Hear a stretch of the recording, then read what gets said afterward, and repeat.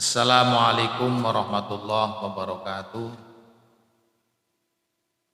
Alhamdulillahirabbil alamin wal aqibatu lil muttaqin wala udwana illa 'alal zalimin. Wassalatu wassalamu ala khairi khalqihi Muhammadin wa alihi wa ashabi ajma'in. Amma ba'd.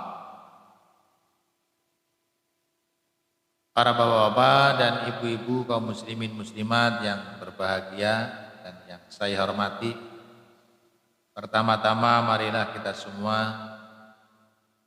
senantiasa bersyukur kehadirat Allah Subhanahu wa taala yang telah melimpahkan karunia-Nya kepada kita semua, sehingga kita tidak mampu lagi menghitung berapa banyak karunia yang kita terima. Terutama bahwa kita pada kesempatan ini masih bisa melanjutkan kajian kita tentang ilmu, dengan harapan mudah-mudahan ini termasuk amal ibadah kita bersama yang diterima di sisi Allah Subhanahu wa taala. Sholawat serta salam semoga terlimpahkan kepada baginda Nabi Agung Muhammad sallallahu alaihi wasallam serta keluarga dan para sahabatnya. Para hadirin hadirat kaum muslimin muslimat yang saya hormati, pada kesempatan kali ini kita akan berbicara tentang masalah sifat malu. Sifat malu biasanya sudah dimiliki semenjak orang itu dilahirkan ke muka bumi. Setiap orang yang dilahirkan pada umumnya membawa sifat atau mempunyai sifat malu.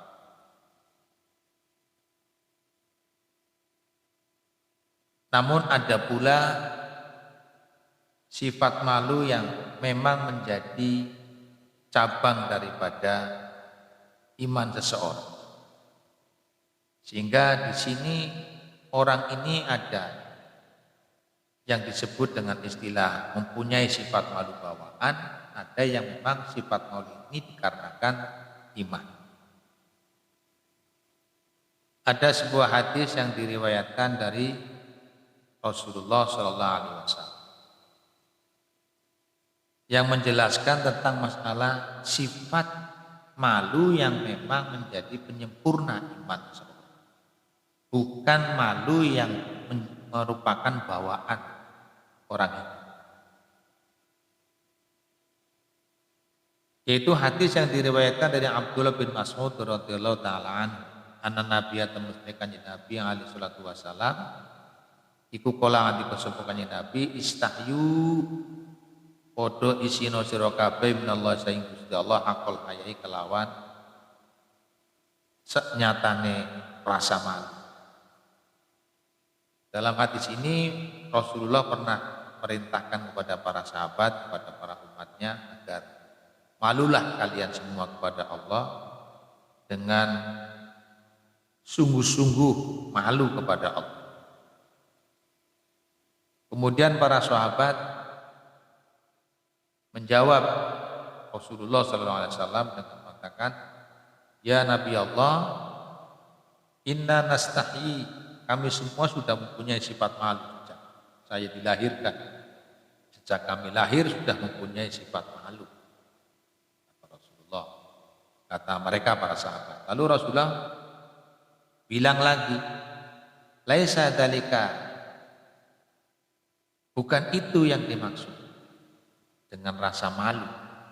Artinya bukan malu yang pada umumnya sudah menjadi bawaan orang lahir. Ya, orang lahir itu umumnya sudah nanti kalau dewasa punya sifat malu, misalnya kalau berjalan di jalan dengan telanjang, orang yang akalnya sehat ya turunnya rasanya malu. Tapi bukan sekedar malu yang seperti itu yang dikehendaki oleh Rasulullah SAW.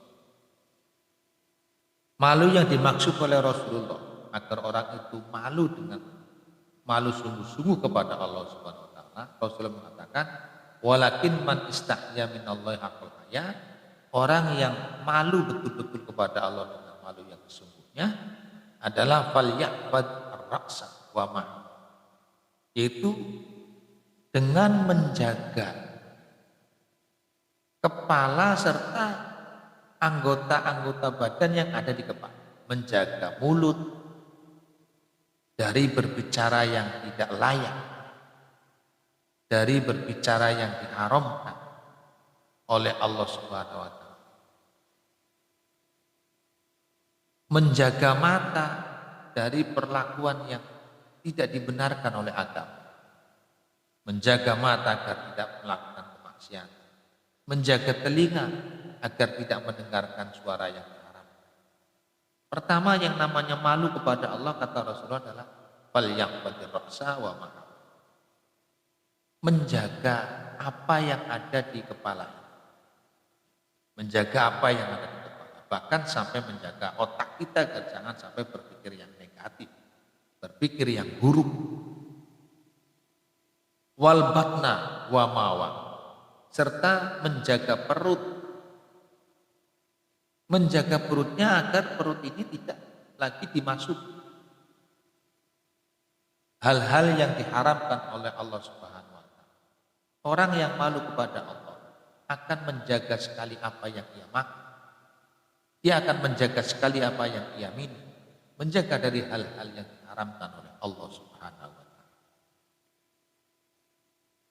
Yang berikutnya, kata Rasulullah, orang yang benar-benar malu kepada Allah adalah wal yadhkuril mauta wal, orang itu senantiasa mengingat kepada kematian, ingat akan alam barzah, ingat akan alam kubur, sadar bahwa dirinya akan mati satu saat, pasti akan masuk ke alam mati. Ini orang yang malu kepada Allah. Orang yang tidak malu kepada Allah tentu saja orang hidupnya berpoya-poya tanpa mengingat. Lalu Rasulullah Shallallahu Alaihi Wasallam melanjutkan sabdanya, waman aradal akhirah taraka zinatal hayatid dunya wa asaral akhirah. Barang siapa yang menginginkan kehidupan akhirat, maka ia mau meninggalkan kesenangan duniawi yang bersifat syahwat, yang bersifat poya-poya, yang bersifat hura-hura. Dan ia lebih mengutamakan kepentingan akhirat, kehidupan akhirat, bekal hidup untuk yaumil qiyamah. Kata Rasulullah, faman fa'ala dzalika faqad istahya minallahi ta'ala haqqal haya. Barang siapa yang bisa melakukan hal ini, yaitu bisa menjaga isi kepalanya, baik itu yang merupakan jalan pikirannya, baik itu yang berupa mata, lisan maupun telinganya. Orang yang bisa menjaga makanan dan minumannya dari sesuatu yang diharamkan, orang yang selalu ingat kematian, dan orang yang selalu mengutamakan kehidupan akhirat daripada kehidupan dunianya. Kata Rasulullah SAW, faqad istahya minallahi ta'ala haqqal haya. Orang yang seperti inilah orang yang dianggap oleh Rasulullah orang yang benar-benar mempunyai rasa malu pada Allah Subhanahu wa taala. Orang yang benar-benar mempunyai rasa malu kepada Allah Subhanahu wa taala. Sehingga sebaliknya, kalau ada orang tidak bisa menjaga lisannya, tidak bisa menjaga matanya, tidak bisa menjaga telinga dari hal yang diharamkan oleh Allah, itu pertanda orang tidak punya malu kepada Allah. Orang yang tidak bisa menjaga perutnya dari hal yang diharamkan oleh Allah, dari makanan minuman yang diharamkan, orang yang senangnya itu hura-hura tanpa mengingat kematian, orang yang mengutamakan kehidupan dunia daripada akhirat, ini semua adalah, kata Rasulullah, orang-orang yang tidak mempunyai rasa malu yang sesungguhnya kepada Allah. Meskipun dia seandainya berjalan dengan telanjang rasanya malu, seandainya dia mengucapkan kalimat yang salah juga dia malu, atau segala macam, Malu-malu yang seperti itu tidak ada pengaruhnya bagi derajat seseorang di sisi Allah Subhanahu wa taala. Malu yang seperti itu tidak ada fungsi. Tapi malu yang seperti inilah yang dikenakan Rasulullah yang nantinya akan mengangkat derajat seseorang di sisi Allah Subhanahu wa taala. Maka malu yang seperti inilah malu yang menjadi bagian daripada iman seseorang. Malu yang menjadi bagian daripada iman seseorang. Bukan sekedar malu yang menjadi bawaan hidup manusia, tapi adalah malu yang menjadi bagian iman seseorang. Nah, malu yang seperti inilah yang mesti harus diupayakan dan diusahakan oleh kita semua.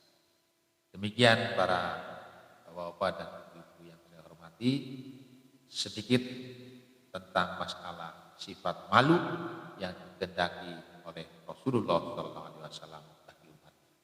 Kurang lebihnya saya mohon maaf. Wallahu a'lam bishawab. Wallahu muwaffiq ila aqwamit thoriq. Assalamualaikum warahmatullahi wabarakatuh.